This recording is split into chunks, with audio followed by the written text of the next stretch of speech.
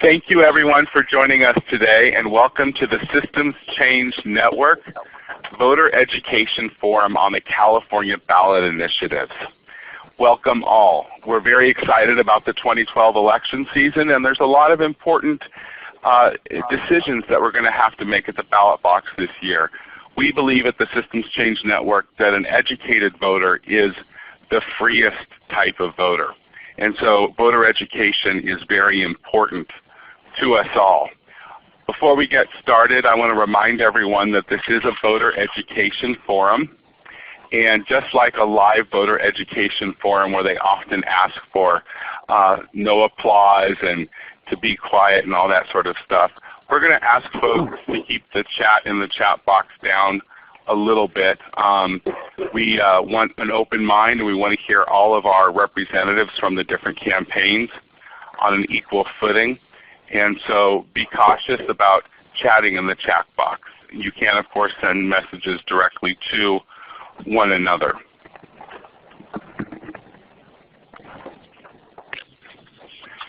So the Systems Change Network. Since 1997, the California Foundation for Independent Living Centers, also known as CFILC, has been the hub for a systems change network to educate and organize California's disability community. The Systems Change Network has had many organizing and advocacy successes, some of which include increasing the accessibility of polling places, increasing awareness about the lack of access to electronic voting machines, increasing access to airport shuttle services, homeless shelters, domestic violence shelters, housing, transportation, assistive technology, and durable medical equipment and medical supplies and healthcare. In 2012, the Systems Change Network is moving into the social networking world with the launch of this SCNet website, which is at www.scnetca.org. And we are focusing on organizing local initiatives statewide. We are building local action teams to support the implementation of Olmstead through increasing access to accessible, affordable, integrated housing, increasing access to accessible and affordable transportation options, promoting the inclusion of disability history in California schools, increasing awareness of the frequency and impact of bullying on youth with disabilities, increasing civic participation through nonpartisan voter education, voter registration, and get out the vote activities. If you visit us on the web at www.scnetca.org, there you can find things like our news and current topics. You can reach out to our community and the Olmstead organizers and systems change advocates at the 28 independent living centers across California. Take part in our trainings and events like today. Access resources for Olmstead, education, and more. Sign up to volunteer with the Systems Change Network, and visit our Disability Vote Action Center where you can learn about our Get Out the Vote activities. So I'm quickly going to go over today's agenda. First, we're going to review the background of today's forum and the rules. I'm going to introduce the moderator and hand everything off to our wonderful moderator today. And she will be taking us through the Voter Education Forum about Proposition 31, Proposition 30, and Proposition 38 in that order. And then we're going to touch on some voter resources that you can access, and of course we'll finish with the survey. Now before we get started on the background and rules, I will remind everyone, if you are on the teleconference line, please mute your phone either with your mute button or by pressing *6. That's going to get rid of the background noise. Many of the speakers today had to call in, so we need to be able to keep the phone line a little bit distilled of noise so that they can have a good voter education forum and speak to one another. So the background for today's voter education forum is that the propositions that we're discussing today were chosen by survey engaging people with disabilities across California. Questions that will be asked today were submitted by people with disabilities from the independent living centers in California that interact with the Systems Change Network. Now for the fun part, the rules. Let's talk about the order that we're going to go in today. The order of the propositions was dictated by schedule of speakers, but the order of for and against was dictated by an inter-office coin toss, and the for side won. So each section will begin its progression with the for side, and the against side will go second. At the end, that also means that the against side gets the last word, but the for side gets the first word. Each side will get 2 minutes of opening statement, and then each side will get to answer 3 questions. So 6 questions total, but each speaker will get to answer 3 questions, and they will have 1 minute each to answer the questions. And then of course we'll have closing remarks from each side at 2 minutes each. There's no direct rebuttal. The closing remarks is the only time when folks can give any rebuttal to any comments made or any rebuttal that they want. So I'm very, very excited about today. This is our first webinar voter education forum in the Systems Change Network. And I want to, before I go forward, I'm also going to be the timekeeper for today. I will be keeping time on a stopwatch, and I will verbally say time. But also when I say time, we will go to this screen, and you will see that screen at the same time. So Suzanne Barba comes to us from the League of Women Voters, an organization with a fine history of nonpartisan voter activation. And she comes from the League of Women Voters California in the Eden area, which is Hayward, Castro Valley, San Leandro, and San Lorenzo in the East Bay of the San Francisco Bay Area. Suzanne, welcome. Thank you very much. I've done a lot of moderating, and I think this is going to be as close as I'll get to seeing my name in lights because I can see it on the screen. So let's begin with Proposition 31, and the proposition title is State Budget, State and Local Government. This is a constitutional initiative amendment, and the summary goes like this, the way it is now. Every year, state lawmakers and the governor approve a budget for the general fund that has to balance planned spending with expected revenue. When they pass laws during the year, they do not have to say where the money to pay for any new costs will come from. What Proposition 31 would do if it passes. The state would plan and approve a budget every 2 years instead of every year. Lawmakers would have to find a way to pay for any new law that would call for more than $25 million per year in either spending or tax cuts. In financial emergencies, the governor would have greater power to cut spending to balance the budget. Local governments such as counties, cities, school districts, community college districts, and other special districts would set up new ways of coordinating to provide services, and Prop 31 would transfer some money from the state for that purpose. The effect on the state budget would be transferring state funds for local government collaborations would decrease state revenue and increase local revenue, probably about $200 million every year.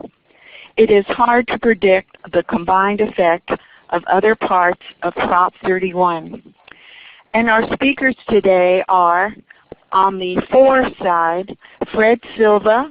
He is from the California Forward organization. Fred Silva is California Forward's Senior Fiscal Policy Advisor.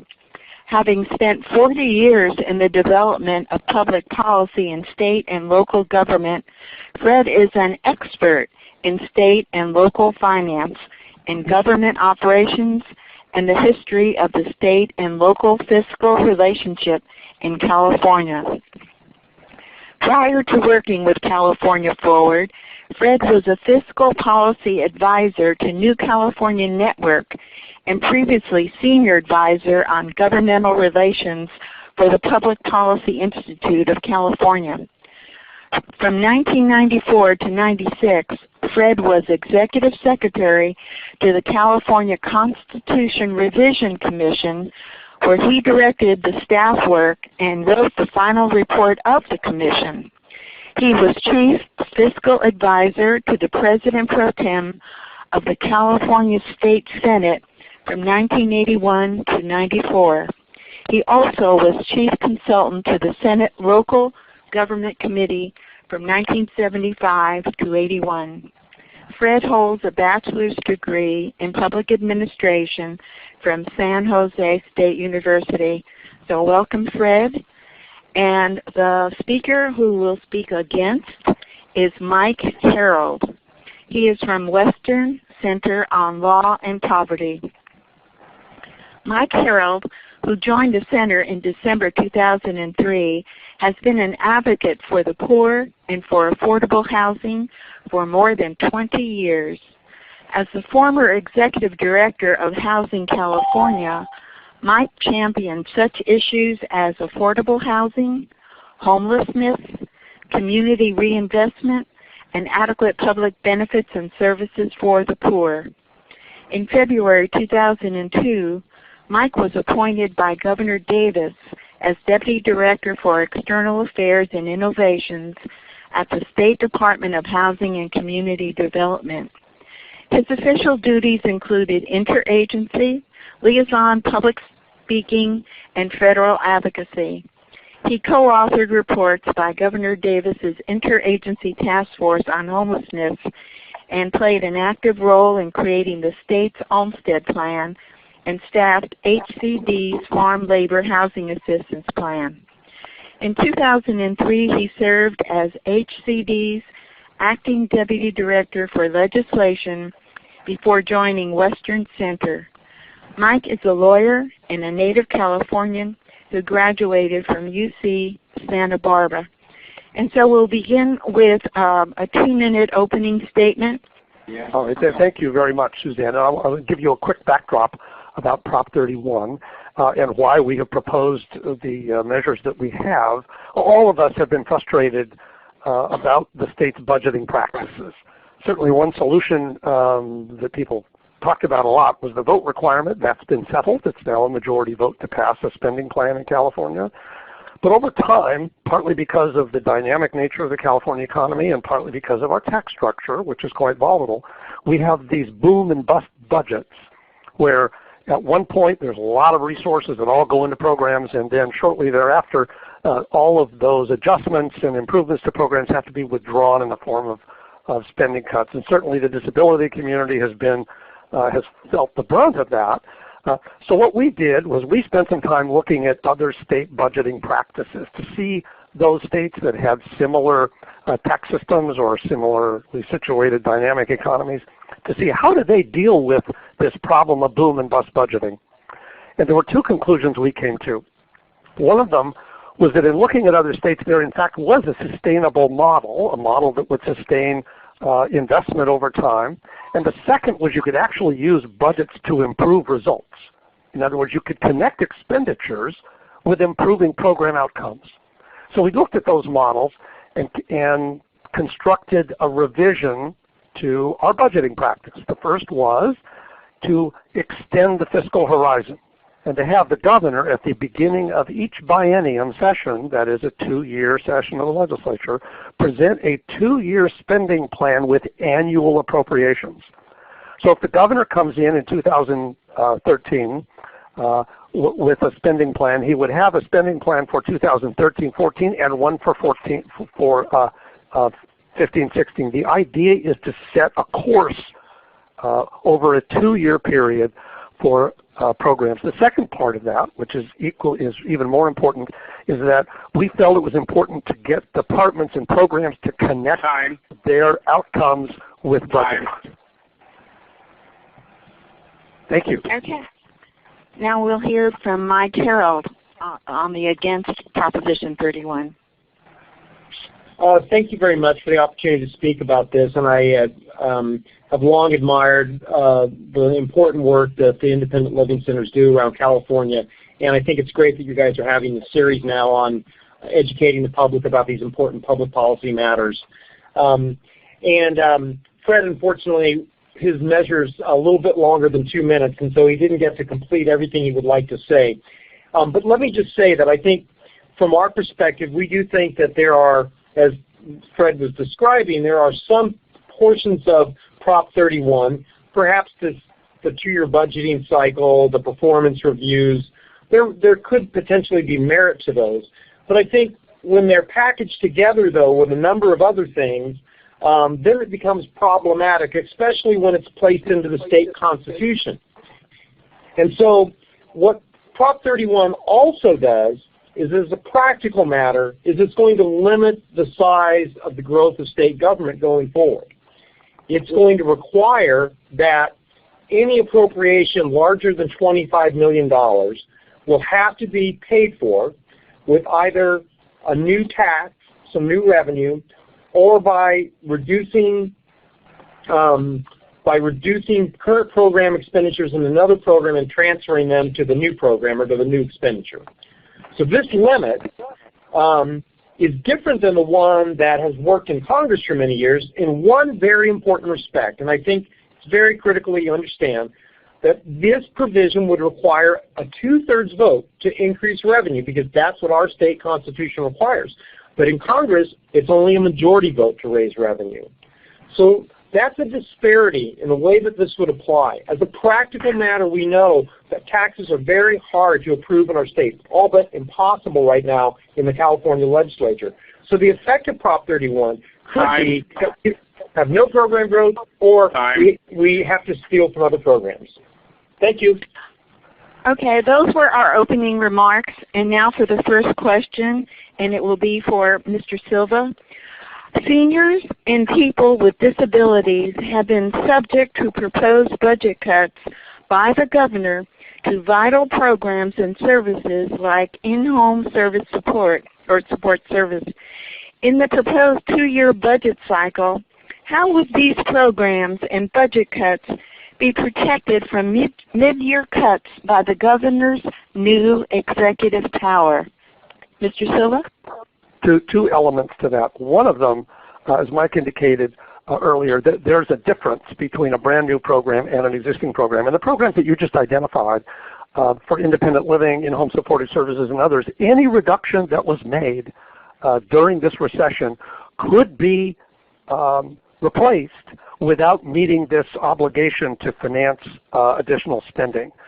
Any appropriation to an existing program for program growth, for program caseload, is not subject to the pay-go requirement. The second issue that you mentioned is the one of the governor's authority. What we thought was important was to close the loop in the Prop 58 requirement that went in 2004 that says that the governor in a fiscal emergency presents a plan to the legislature. And what our question was, what happens if the legislature does nothing? In other words, doesn't enact any legislation, which, by the way, is with a majority vote. Then the governor does have some power to do reductions. But the way that is saved is that the legislature passes a bill to do it. And as we thank you. And as we remember, these responses to questions are only 1 minute, so they are challenging. And the next one goes to Mr. Harold, and his first question is: this year we saw the governor attempt to propose a 20% cut to in-home service support services, which led to a lawsuit and a court injunction. Finally, the purpose cut was negotiated down to about 3.5%. Many people with disabilities and the aging rely on IHSS to live independently in the community. Wouldn't the 2-year budget proposed in Prop 31 help protect funding for these vital services? And if so, how?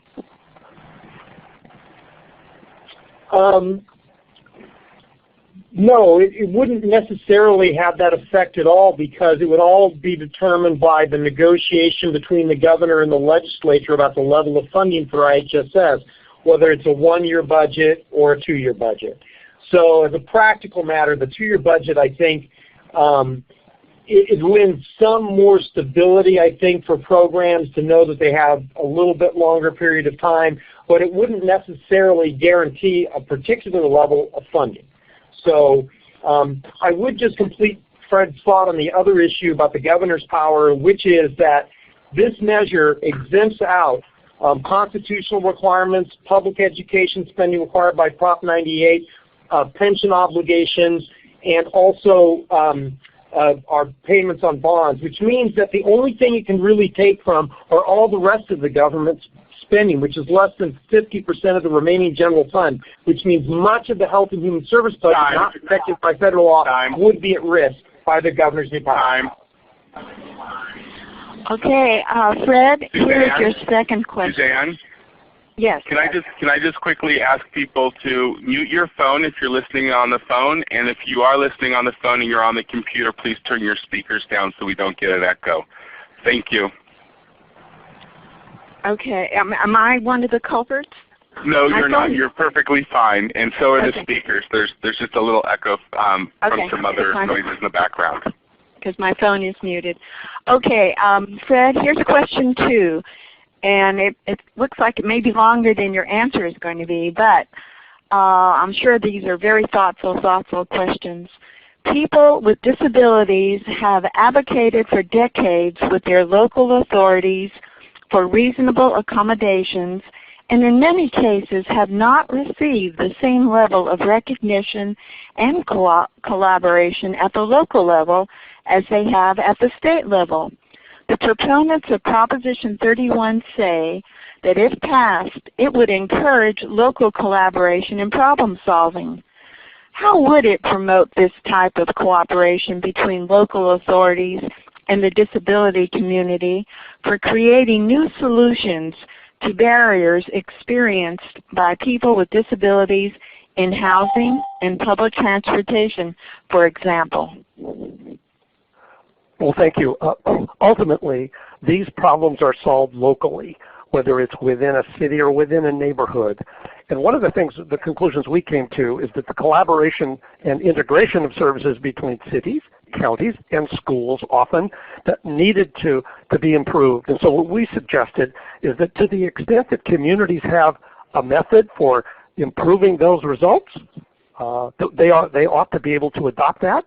And second is there's a transparency requirement that requires those entities to involve all of the constituency groups within a community. So there's a very strong constituent participation requirement that goes along with what is known as the Strategic Action Plan. Okay, thank you. Mike, your second question is, people with disabilities rely heavily on local public transportation. Some say Prop 31 opens the door to more local creativity and partnerships that could be beneficial to removing barriers to access for people with disabilities, for example. If Proposition 31 fails, does the current budget system sufficiently support continual problem solving for access to public transportation and accommodations at the local level? Well, I don't know. I think that the current system is obviously not perfect. I mean, I think transportation is one of the key concerns for persons with disabilities, having reliable transportation, evening transportation, weekend transportation. These are all very crucial issues. And, you know, Prop 31 isn't really necessarily designed, however, to provide a solution for the transportation problems of disabilities. In a perfect world, it's really designed to take care of the constraints that are on current levels of funding and allowing those funding streams to be blended together. And that works great if you're in a community which is really into creative solutions.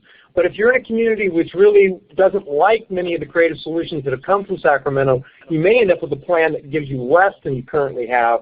And we get concerned about these local plans because we want to make sure that persons with disabilities have the same opportunities to thrive in Kern County as they do in Marin County. And we worry that the way that Prop 31 is written is that it could actually, in some cases, provide less services to some communities.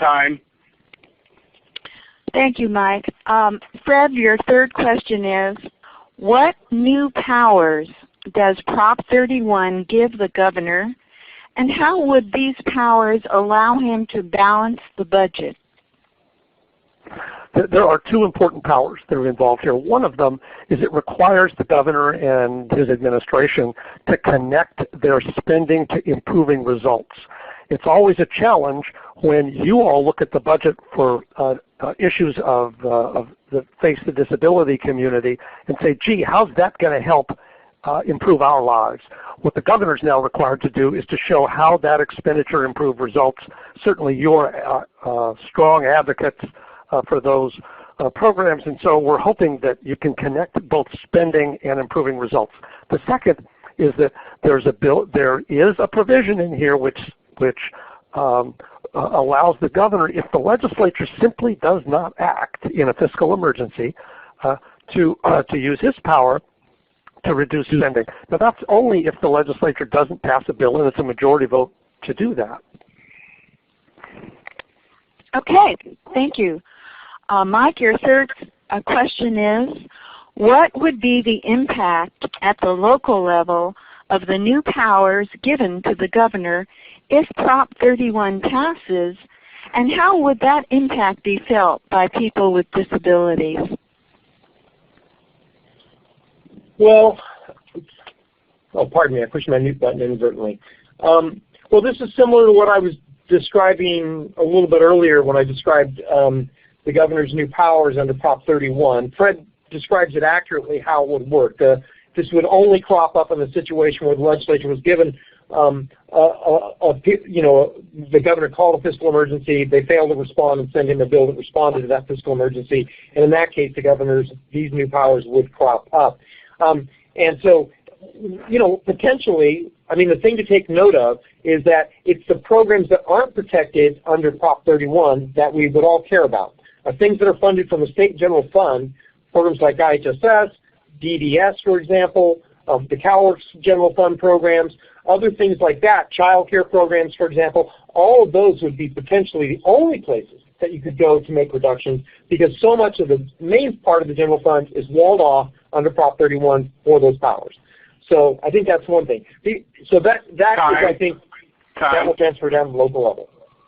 Okay, your closing statement's coming up, so if you didn't finish your answer there, you could do it at your closing. So the closing statements get 2 minutes each, and Ted, my instructions say the against speaker, is that right, speaks first? No, the for speaker speaks first, and then the against speaker has the final word. Okay, so the for speaker has 2 minutes for his closing statement. Fred? Okay, thank you, Susanna, and thank all of you for participating in this discussion about how to improve California budgeting and state-local relations. I want to make 2 points. One of them is, as I said at the outset, we've got to restructure the way in which we make fiscal decisions, and it isn't just about how we achieve fiscal balance and what program gets cut and which program gets augmented, but rather how do we spend our resources in order to get value for money spent, and how can we use it to improve results, which we think is extraordinarily important, particularly in our health and social services sectors. The second is that in doing so, it's important to connect what the state resources, how the state resources are used at the local level. You mentioned earlier transportation issues with respect to people with disabilities. Certainly you all have an interest in collaboration and integration of services between the county, the local transportation entities, which may also be the county, and cities, and how those services are delivered. We think that additional flexibility in order to improve services is really important here. And those are the two primary things we think are important in Prop 31. And so thank you all for listening, and good luck to all of you in this election. Thank you, Fred. And now, Mike, your closing statement. Mr. Silva, Fred, who's a respected colleague of mine, the people who brought this measure to the ballot are very well-meaning, and Fred is completely sincere in his belief that that the state needs significant budget reform. And some of the reforms that he is discussing, such as the performance budgeting, we actually think have merit, and we think can be done without the need to draft an entire constitutional amendment. And I think what we're more concerned about is the unforeseen consequences that will arise from this, and we think particularly the pay-go provisions and the ability of local governments to redesign programs. While I know the best intentions of the California Forward and the Prop 31 proponents are that those would be improvements, there's nothing in Prop 31 that actually can guarantee that. And in fact, I think there are many that are concerned that, for example, some communities, for example, could get rid of environmental laws or reduce those in some way that would actually make things less protected than they are now. So I think it's those kind of unforeseen consequences that we worry about. We've seen a series of measures put on the ballot in recent years, trying to change the rules of government all the time. I'm not sure that over the course of that we've actually improved the way that the government functions. And by the way, this would actually impose on the voters another a vote on a spending cap. This would be our fourth spending cap as a state. We keep messing with the state constitution and trying to change it. This kind of piecemeal approach, I think, doesn't always lead us to the best results, even if some of the proposals inherent in it are well-intentioned. And so we would urge people to vote against Prop 31 and for the legislature to consider some of these measures as they go forward for their own implementation without the need for constitutional change. Thank you very much, Mike. That was very, very, very educational. And now we'll move to Proposition 30. And Proposition 30, the title is Temporary Taxes to Fund Education and Guaranteed Local Public Safety Funding. This initiative is a constitutional amendment. In the summary, explaining the way it is now, in preparing the current 2012-13 general fund budget, state lawmakers could not cover the cost of programs with estimated revenue.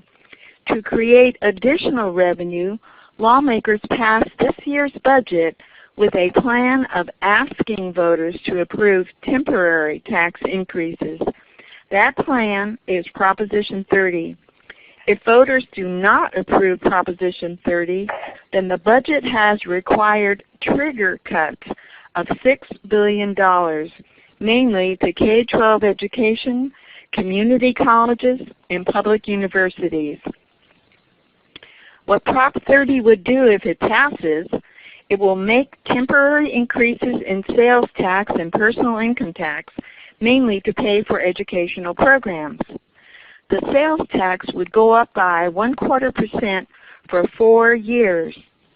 For 7 years, there would be higher income tax on people making over $250,000 of taxable income per year, and couples filing jointly with over $500,000 of taxable income per year. K-12 schools and community colleges would receive most of the revenue from these increases, with the rest going to help balance the state budget.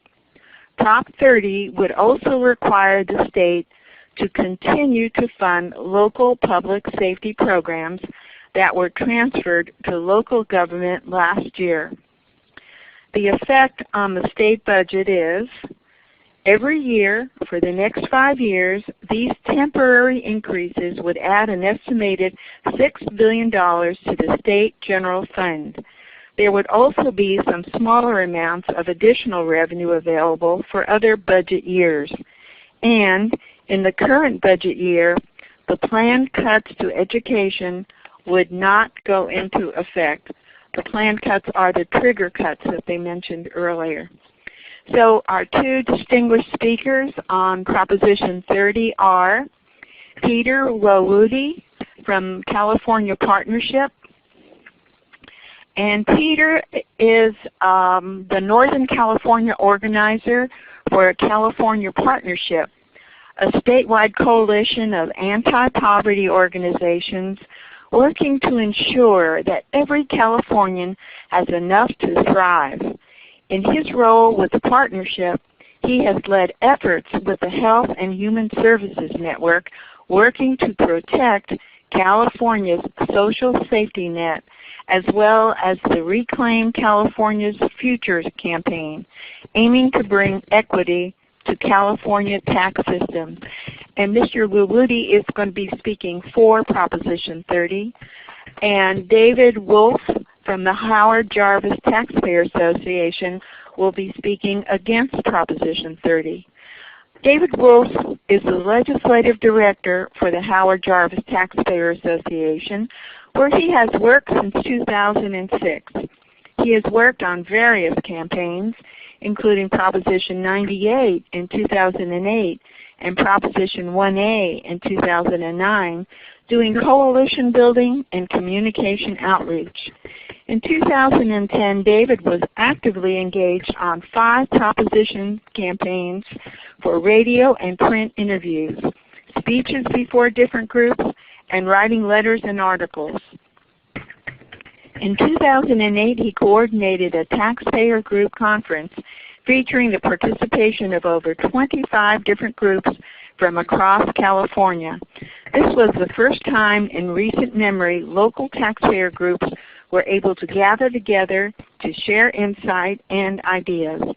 David began his political career as legislative aide and assembly fellow in the California State Legislature and studied history at Sonoma State University. And so once again, we will begin with 2-minute opening statements from each. And Ted, I'll be starting with the 4 first. Yes, each section will start with the 4 side.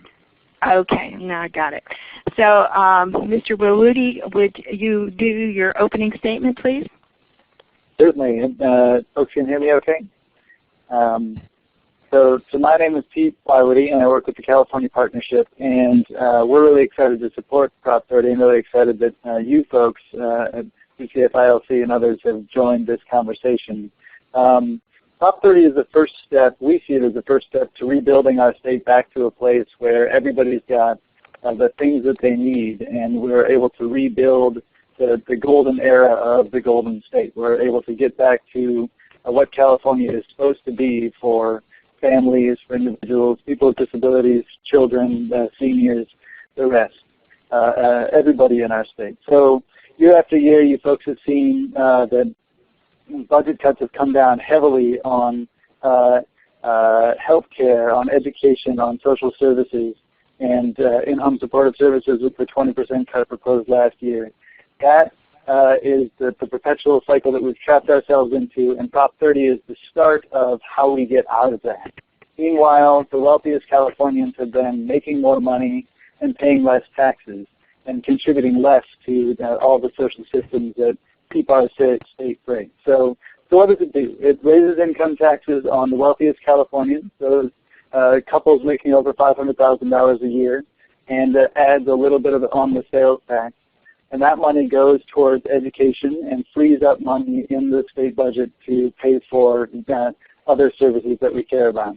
It also would prevent the $6 billion of trigger cuts that are slated to go into effect immediately after the election on November 7th if it doesn't pass. So if Prop 30 doesn't pass, school years will be 3 weeks shorter.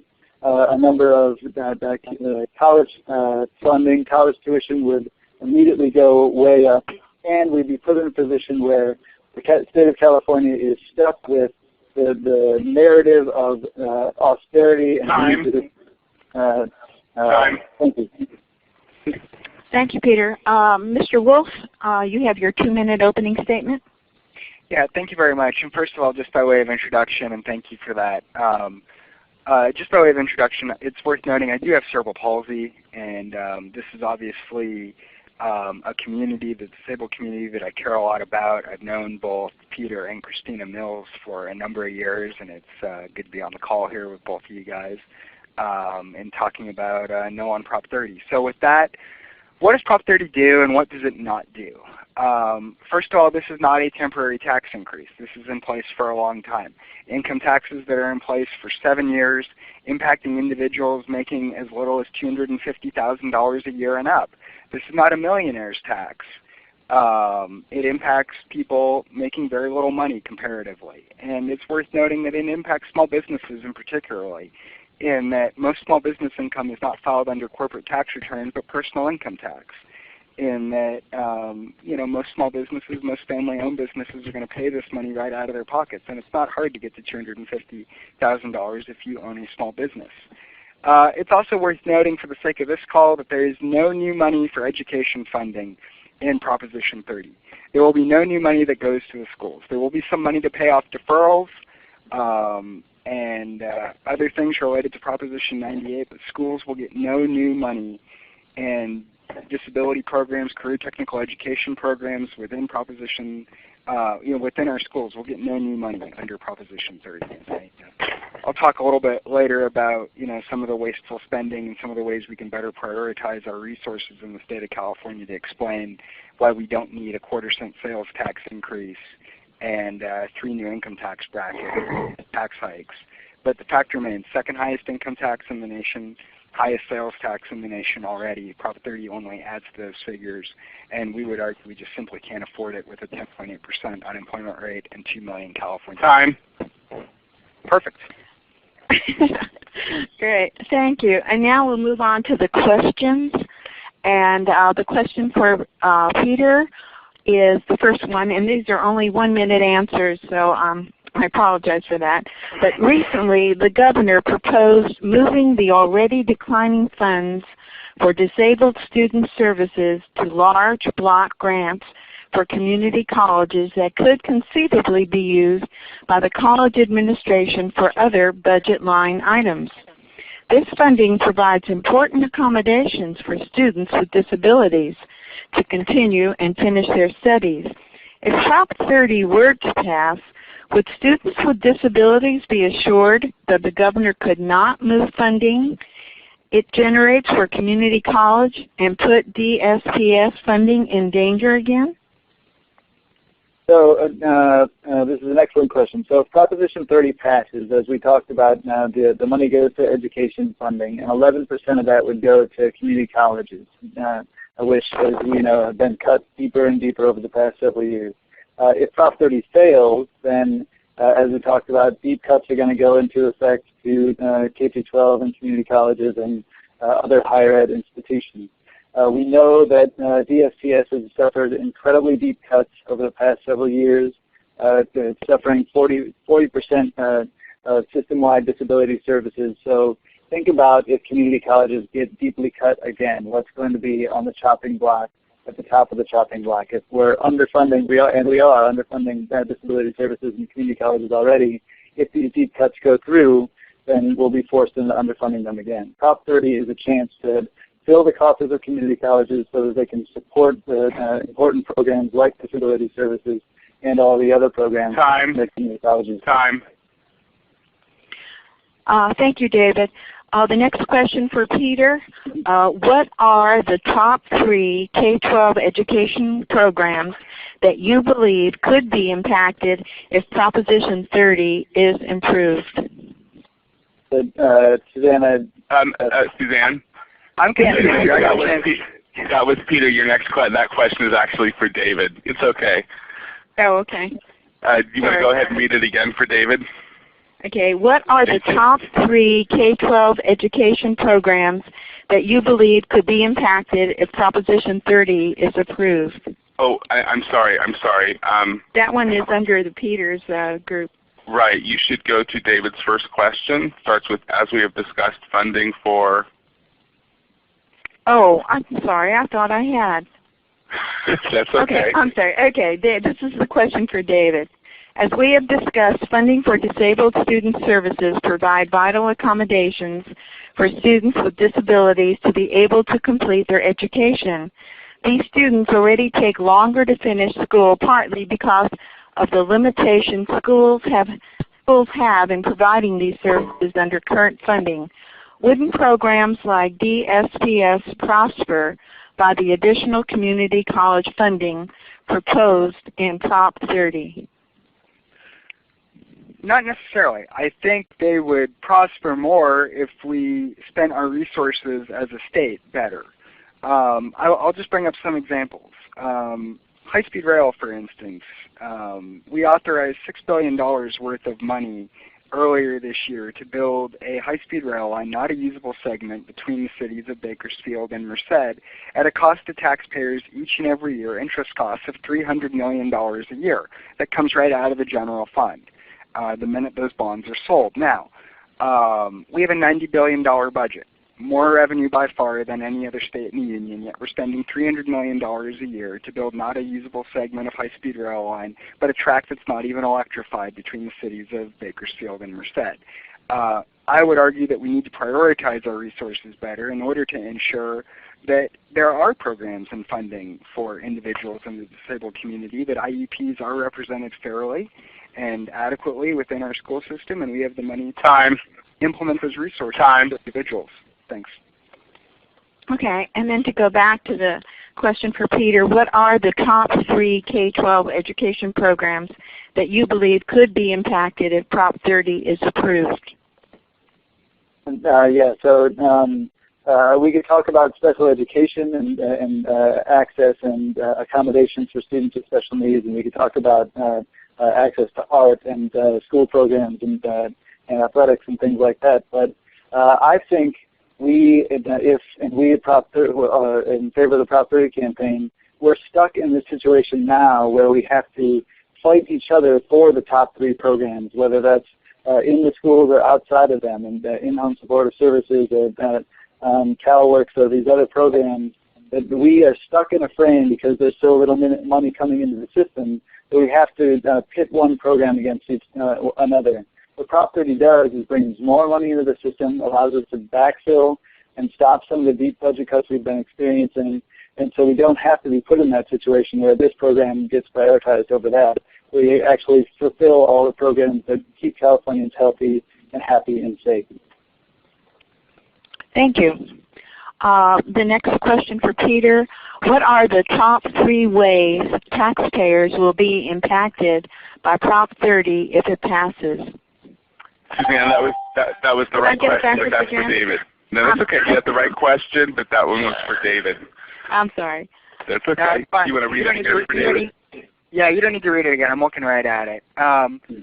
What are the 3 ways taxpayers will be impacted? I think they'll be impacted very negatively. Again, I already referenced small business owners who are certainly going to get caught up in that $250,000 1% income tax increase under Prop 30. The sales tax increase of 1/4 cent is also in play. Again, we have the highest sales tax in the nation by far, and Prop 30 only adds to that. And I think, listen, we have 10.8% unemployed, 2 million Californians out of work, 4 million Californians underemployed, individuals that want a full-time job who might be working part-time, for instance, who can't get a job. 1 million of those individuals have been out of work for at least a year.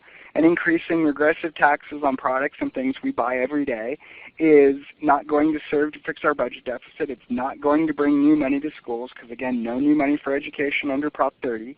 And, I just it's a very negative thing when you're talking about a structural budget deficit in the state of California, $15 billion, and no removal of high-speed rail, et cetera. Time. Thank you. And now I hope this is the right question. Classroom size and student-to-teacher or staff member ratios have been an issue of debate or concern for many years in California's K-12 schools. Students with disabilities in the special education departments of these schools are often in need of increased staff time, do reasonable accommodations for students or teachers' preparation time for IEPs, individual education plans required by law. If passed, how do we know if Proposition 30 will provide more funding to special education departments that are already behind in serving their student populations? Absolutely, really important question. So again, Prop 30 brings in $9 billion in the first year and $6 billion every year after that, and puts that money towards education spending. So if it doesn't pass, think about what happens to special education accounts that are already, as we know, are very depleted and will land at the top of the chopping block. Again, $6 billion in cuts would go into effect immediately on November 7th. shortening the school year by 3 weeks, and putting school districts in a place where they have to decide what they're going to cut. And special education programs, as we know, climb to the top of that list in a lot of school districts. So if Prop 30 passes, it's the only chance that we've got to first say, no, this can't go on anymore. We need to refund our public institutions like schools and social services, and then we get to start the conversation about how we direct those funds in the future.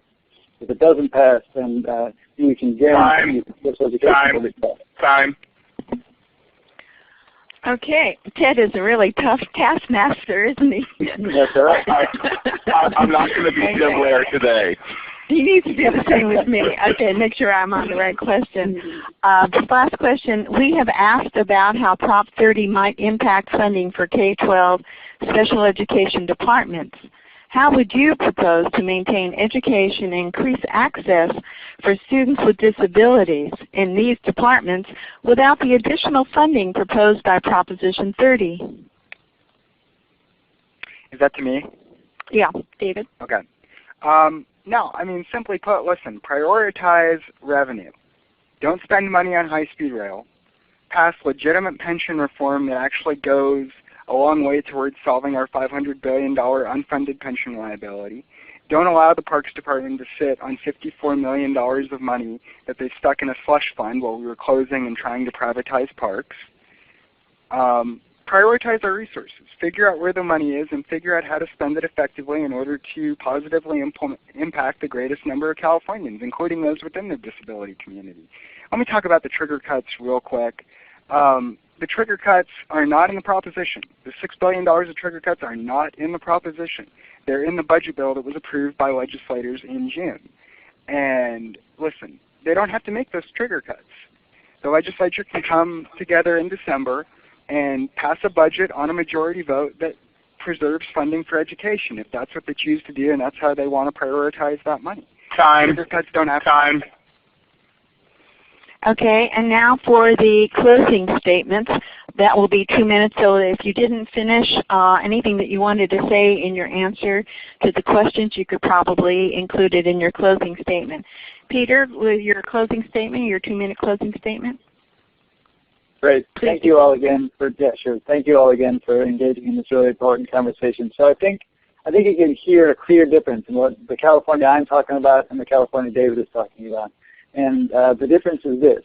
If we fund our institutions, that's how we get back to a state where all of our people are taken care of, where we're able to lower the unemployment rate, where we're able to build back our schools from 48th in the nation back to first, where people are able to attend higher education, where we're able to stand on the proud shoulders of the folks in the disability movement in California who have created important institutions and built the programs that make California a place that people with disabilities are able to thrive and succeed. So David talks a lot about that we can't do anything about the high-speed rail. We can't do anything about the other pieces that he's talked about. What we can do something about is passing Prop 30 and giving an indication to the rest of California, to the legislature and the world, that this is an important moment where the folks who are making the most, couples making over $500,000 a year, which are folks who are doing very, very well and have done much better over the past several years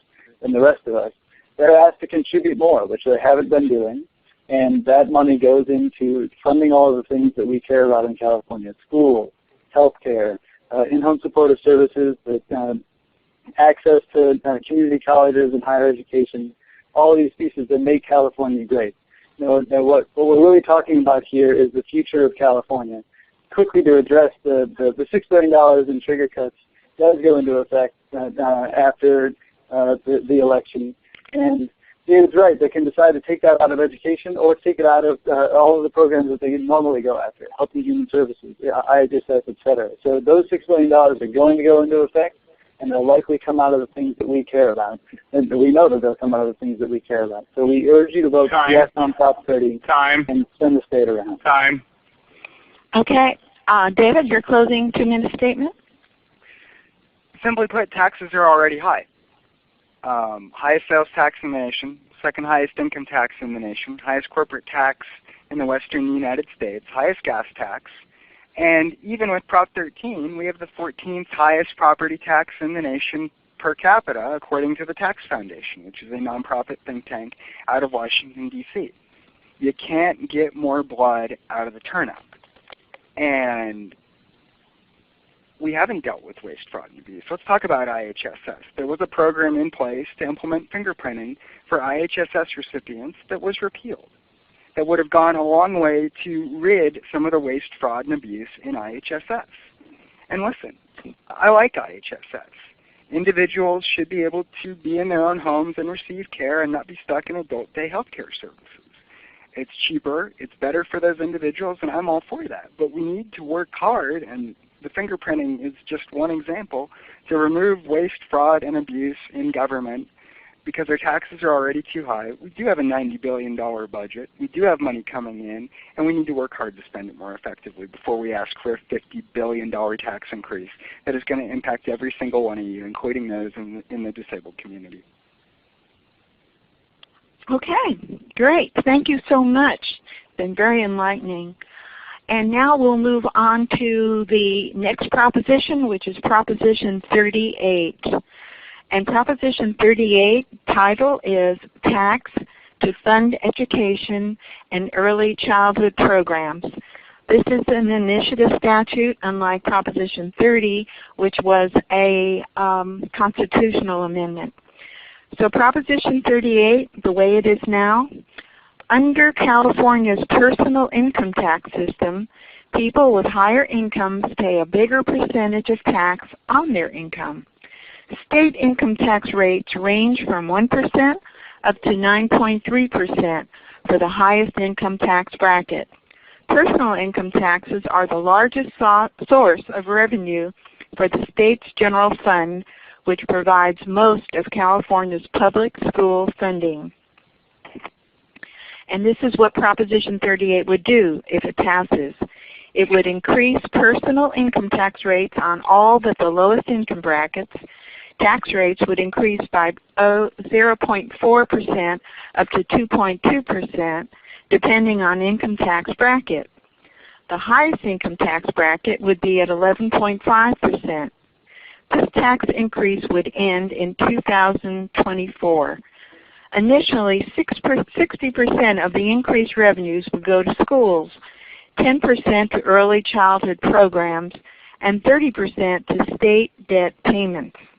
In 2015-16 and in 2016-17, a higher share could be used for state debt payments, and after that, roughly 85% of the funds would go to schools and roughly 15% would go to early childhood programs.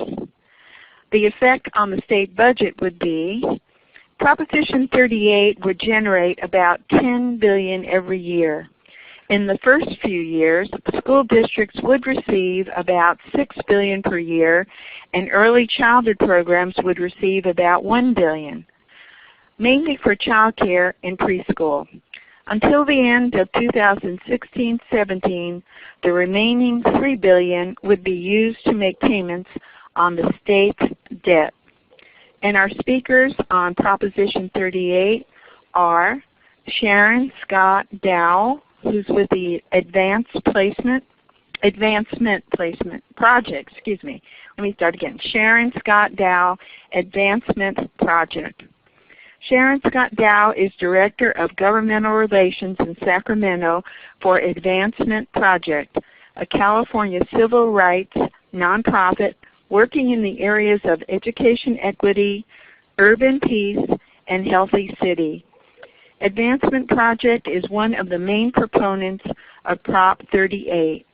Dow is a former teacher and holds a BS and MS degree from Southern Oregon University. And the against arguments will be by David Wolf of the Howard Jarvis Taxpayers Association, and we have read his bio previously for the Proposition 30. So we'll just start with 2-minute opening statements.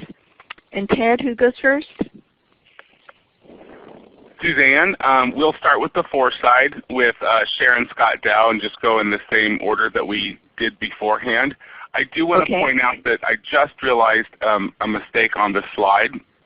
And so everyone looking at your screen, of course, in the boxes about what people say or for Prop 38, what people say against Prop 38, it does say Prop 38 there. But at the very top of the screen, it accidentally says Prop 31. We are talking about Proposition 38. I just want to make that very, very clear to everyone. All right, thank you very much. And you're going to start with Sharon. Sharon, right, for a 2-minute opening statement. Sharon.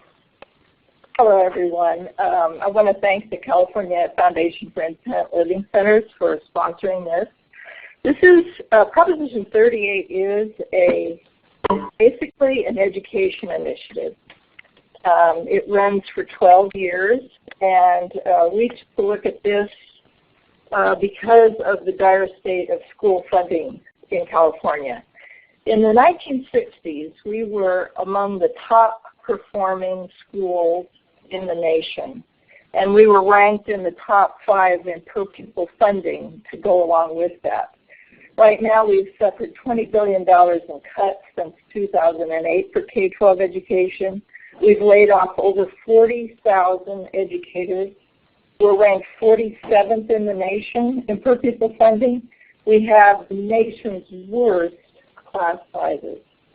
And I think you can also look at things like counselor ratios, school nurse ratios, librarians, and even administrator ratios. We're the worst administrator ratio in the nation if you want to look at teacher evaluations.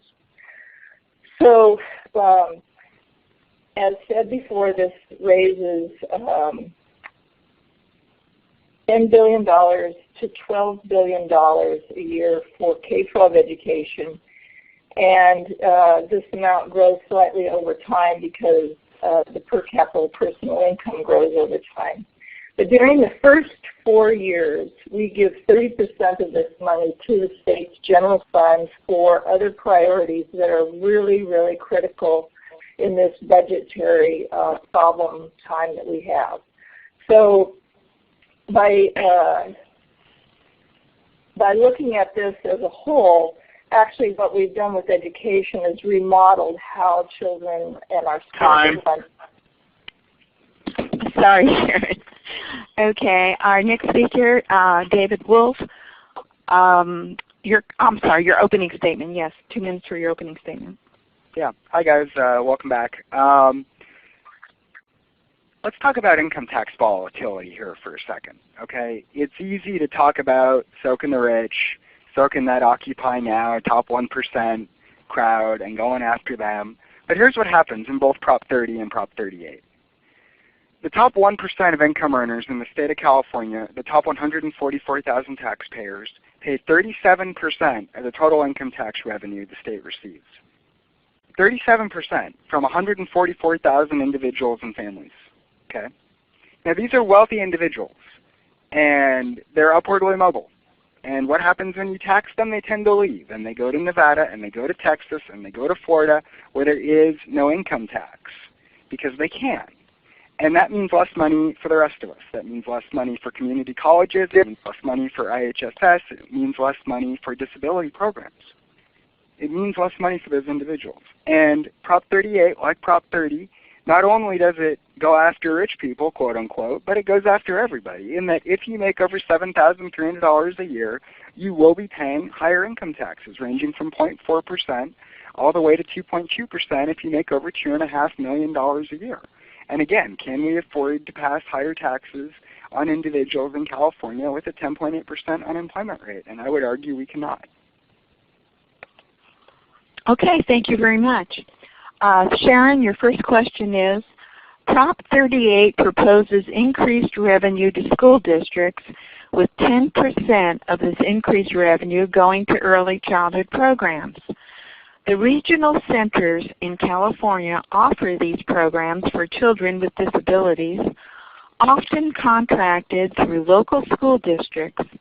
Will the money raised by Proposition 38 include funding for early childhood programs for children with disabilities?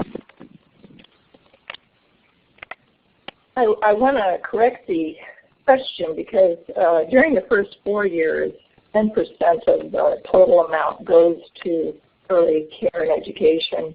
In the last 8 years of the initiative, 15% of the entire initiative money raised goes to early care and education. And yes, it does go to children with disabilities. Let's see. What we estimate, given the income that would be coming in, is 90,000 additional disadvantaged children would gain access to high-quality preschool, and an additional 10,000 of high at-risk children under 3 would gain access to a new program called California Early Head Start. It's modeled after the federal Head Start, except it doesn't have the paperwork. So with all of the cuts, we've had 30% cuts in early care and education. This would really try to wipe that out. And by 2000. Thank you, Sharon. David, your first question, 1-minute reply. Early childhood programs, especially those for children with disabilities, find themselves often at odds with other programs fighting for funding. Studies show more and more that the earlier education begins, the better it is for all our students. If Prop 38 is not approved, what other options exist in our current state budget to fund early childhood education?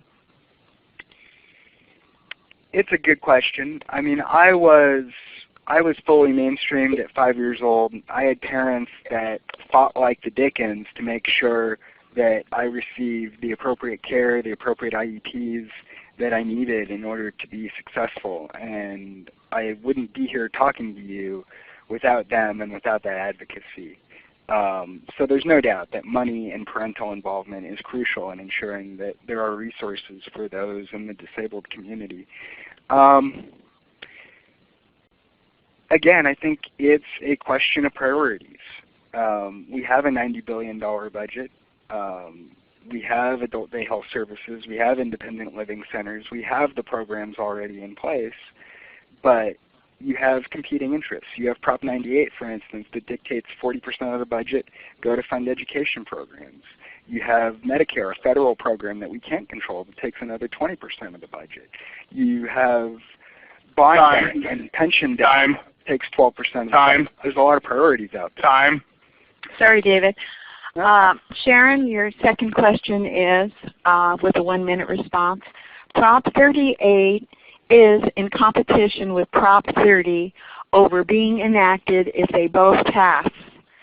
If Proposition 30 is not approved, it will trigger deep budget cuts. And if Prop 38 is approved, while it is intended to fund education, it has provisions that allow its revenue to be used for state debt payments. In the scenario that Prop 30 fails and 38 wins, where would the money go? To education or to pay off debts? Well, I'm assuming that this question is asking about this 30% debt relief, so I'm going to answer it that way. The $12 billion that Proposition 38 provides the general fund pays the debt on bonds, on K University facility school bonds. And because the general fund pays off its debt first before it pays off any other social services, this contribution to the general fund will actually free up and make this $12 billion available for priorities of the legislature, which I would hope personally is along the lines of higher education and our Health and Human Services network. So that's an infusion of money that can be used by the legislature to fill in the gaps that they're facing right now, and it's a 4-year contribution to help stabilize the state. Thank you. David, your second 1-minute question. There are 2 ballot initiatives on the 2012 California ballot that seek to increase tax revenues to fund education, Prop 30 and Prop 38. According to the California Constitution, if both propositions are approved by voters, the one that receives the most votes will go into effect. How does the revenue stream proposed by Prop 38 differ from the one proposed by Prop 30? Wouldn't the same programs in Prop 38 be funded by Prop 30? I want to come back and first of all, that is correct. The one with the highest number of votes between 30 and 38 would take effect if both passed. But I want to come back and I actually want to lend Sharon a hand here for a second. It is true we're opposed to both Proposition 30 and 38, but there is a lot to like about Proposition 38. For instance, as I said earlier, Prop 30 provides no new money for education, whereas Proposition 30 would provide all sorts of new money into the classroom. Now, the way it's structured is a little bit weird and could lead to some structural budget problems, but the fact remains there would be more money in the classroom if Proposition 38 passes. Also, there's no trigger cuts in Prop 38, and I think this is important too. For the simple reason that students and those in the disability community won't be held hostage with a vote for Proposition 38.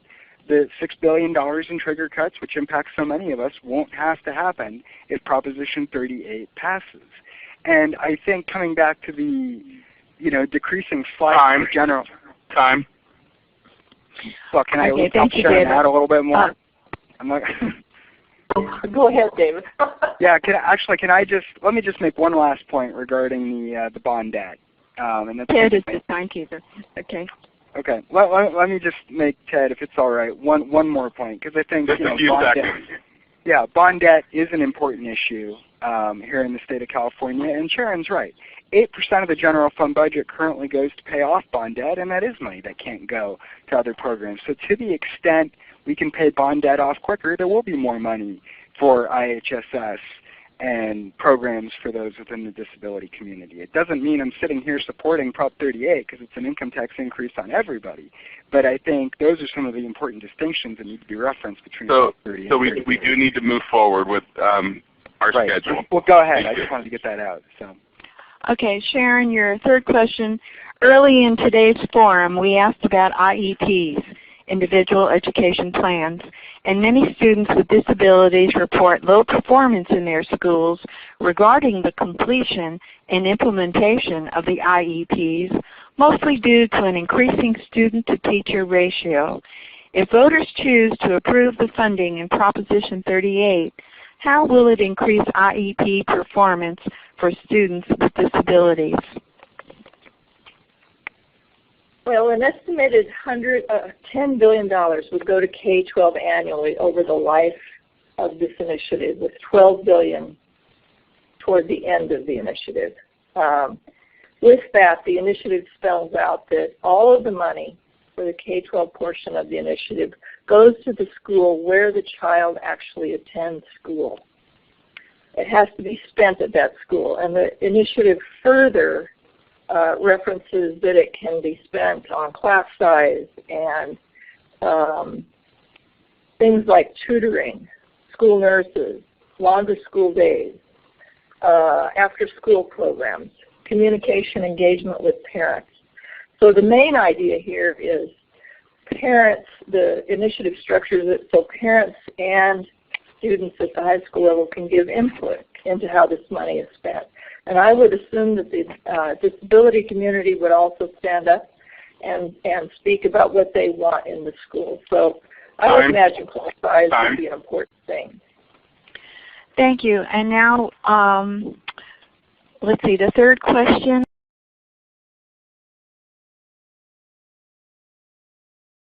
In both the current election cycle and in 2010, education spending has been a big topic. Some say the spending is too top-heavy in Sacramento, keeping money from the classroom. And some say we need Sacramento to be a watchdog on the spending of the local school districts. Which is more correct, and how does Prop 38 address this issue or does not address the issue? Well, first of all, listen, I mean, it definitely is too top-heavy. We have 40% of our general fund budget right now under Prop 98 that goes to education. And, I am a strong believer in local control. I think, money that is funneled down from the state to the school districts The authority should be given to superintendents, administrators, and teachers in order to be able to spend that money effectively. And again, obviously we're opposed to Prop 38 because it represents a massive income tax increase. But to the extent, unlike Prop 30, that Prop 38 money goes into the classroom, I think you'll have more of that local control available than perhaps you would under Prop 30, which provides no new money for the schools. All right. Is that the end of your answer? Because you're under the 10 seconds left. That's fine. Yeah. All right. Okay, and now we're going to move to closing remarks. And we'll begin with Sharon. And Sharon, you have 2 minutes. Thank you so much for holding this forum. Proposition 38 is the only education initiative on the ballot that guarantees that new education dollars go straight to every local school and must be used to restore education cuts. It restores all the budget cuts so schools can rehire teachers, provide a well-rounded education that includes class size reduction, art, music, physical education, sciences, technical education, and college preparation. It prohibits Sacramento politicians from touching the new education funds raised by the initiative so that it all goes per student directly to local schools. It guarantees local control. It requires input from parents and teachers to decide how the money is spent before the school board makes the final decision. All new funds going to each school must be spent at the school to improve student results. And for the first 4 years of the initiative, it spends $12 billion a year to help the general fund with health and human service issues and higher education, which are all priorities. Thanks so much for having us today. All right, thank you very much for joining us today, Sharon. And now we're going to move to the final remarks for David on the no side or on the against side of Prop 38. David, you can begin at any time. Okay. Ted, thank you so much. And to everybody listening to this, thank you so much for having me on today and allowing us being Howard Jarvis Taxpayers Association to articulate our views on Prop 30 and 38. Let's understand what this is. Prop 38 is an income tax increase that is going to impact every single Californian in the sense that if you make over $7,300 a year, you are going to pay higher taxes ranging from 0.4% of your income all the way up to 2.2%. And this comes at a time when we have the second highest income tax in the state of California. It's also worth noting Prop 38, if it passes, will create a massive budget hole in the sense that it's layered in on top of Prop 98's education funding. Right now, 40% of the budget under Prop 98 does go to education funding. Any taxes increased by Prop 98 will only increase that 40% threshold.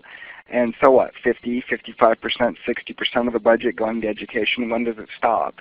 And I think we need to be prudent given the funding priorities that we have as a state, that we're working to spend our money effectively. And I think Prop 38 only would add to the structural budget deficit problems that we're facing and might lead to more difficult challenges for the legislature in the future.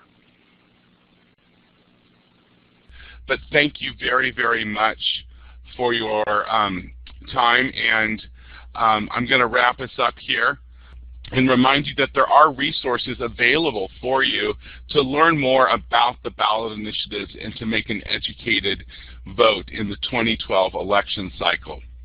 You can go to the California Secretary of State's website. The online voter guide is www.voterguide.sos.ca.gov. Also, the League of Women Voters put out the Easy Voter Guide, and that's just www.easyvoterguide.org. And remember, an educated voter is the freest voter. Today's webinar will be archived, and it's recorded and will be archived, and will be available in 3 to 5 business days.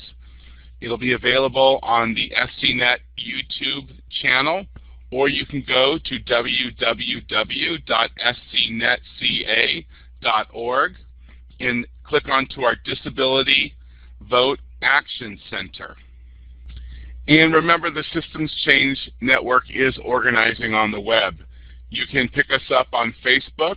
We're called SCNet on Facebook, Twitter, at SC Network, and we have a Yelp account where we Yelp about accessibility of accommodations, public accommodations in businesses, and that's SCNet CA. Thank you for participating in today's webinar. We would appreciate if you would share your experience with us by completing the survey. Your feedback is highly valued and participation is greatly appreciated for our future webinar opportunities.